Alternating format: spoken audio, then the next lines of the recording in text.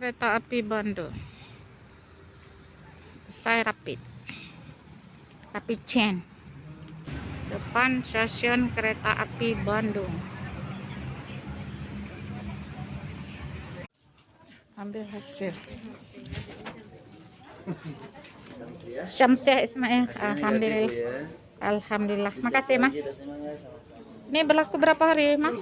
Ya. Berlaku berapa hari? Ini berlakunya sebenarnya 3 hari, tapi 4 hari. Jadi dihitungnya dari besok, dari tanggal 28. Mulai dari besok dihitung. Mulai dari besok. Oh ya, makasih Mas ya. Sama-sama. Yuk. Atas nama Alhamdulillah, Nurtiani Putri. Siap OTW ke Caca. Dihitung untuk besok deh. Mulai besok.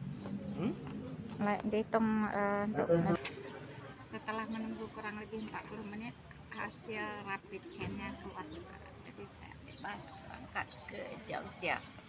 Ini kan saya tes hari ini 27, tapi dikasih dispensasi sampai besok, terhitung tanggal 28 hingga tanggal 30 Desember. Ya, hingga akhir tahun ini ya, tahun depan nanti tes lagi. Guys, keren. Iya. Yap.